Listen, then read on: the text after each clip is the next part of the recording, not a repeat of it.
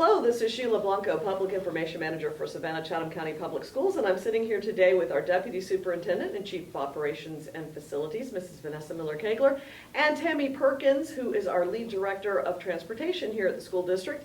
And we wanted to talk to them a little bit today about our meal plan and how it is transitioning from a school pickup service to a delivery service using our school buses starting tomorrow, Thursday, March 26th. So first of all, I guess let's address why we're making this change.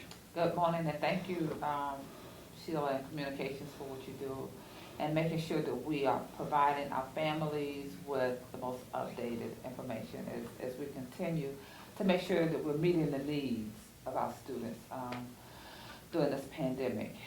Based on feedback that we received, being the customer service-oriented district that we are, we established 12 sites for pickup locations. Families have reached out to us and asked that if there's a possibility that we can utilize our buses as a distribution point instead of having families drive to the schools and students walk, that we establish actual bus routes. We answered that need. As you stated, effective Thursday, March 26th, we will move to a delivery model where we have established over 400 bus routes that we will publish, and they'll be able to have the students meet the bus at that stop, and we'll be able to provide meals. It's important to know for this initial distribution on Thursday, they will be receiving 2 meals. Meals for Thursday and meals on Friday.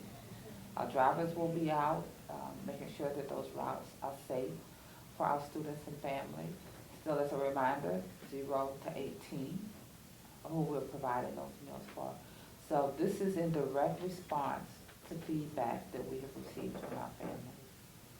And these, like I said, the routes are going to be posted on our website for everyone to know which stops. And these are stops that are regular bus stops that we'll be using. So people who live in that neighborhood likely know where they are.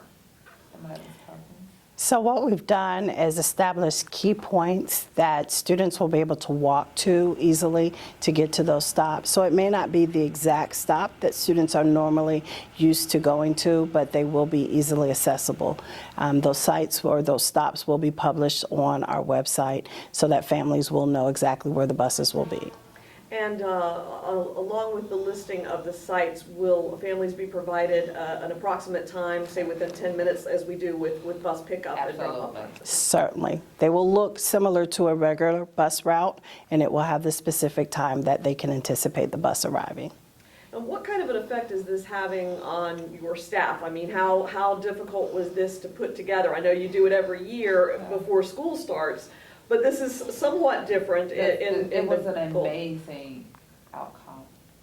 Once we had an opportunity to evaluate the response and feedback, our transportation department, our routers, our directors stepped up to the plate, even though our routing firm sheltering in place like most people are. You know, our staff worked on some of this manual to make sure that we could provide. We're going to be using approximately 34 buses. They were able to identify those stops as well as the time.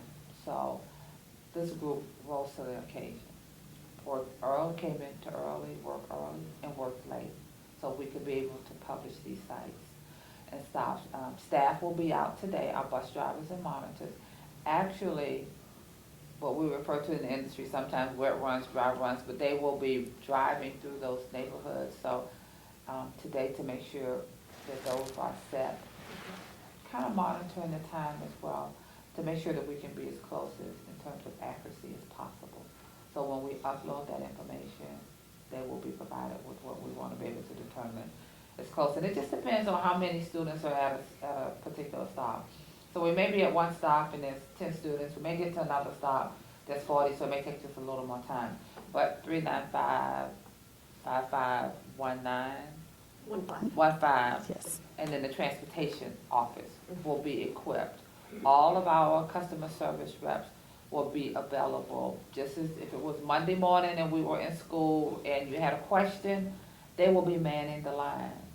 So if you have any questions, that department will be fully staffed They'll be practicing social distance, so we have enough areas for them to work in, and we'll be available to answer any questions relative to the meal distribution via bus.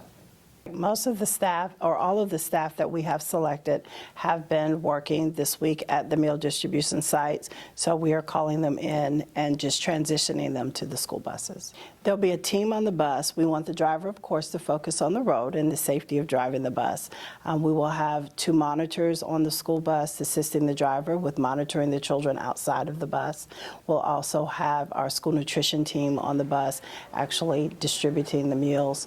The bus will reach the stop, the door will open, and the school nutrition staff will hand the meal to the students.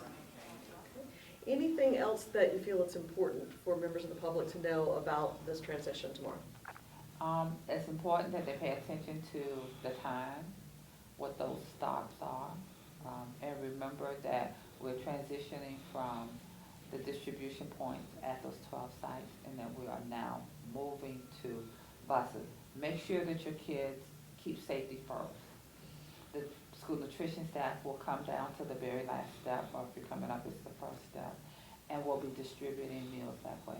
We want to make sure that we're keeping the students safe, and we want to keep district staff safe as well.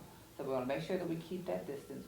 We'll have more than enough meals to serve, so we want parents to make sure that they inform the children to be careful and to remain safe. Follow the directions of the adults, the drivers, school nutrition, and we will make sure that we provide them with a meal. All students will get a meal, so we just want to make sure that we have that process flow as smoothly and flawlessly as we possibly can.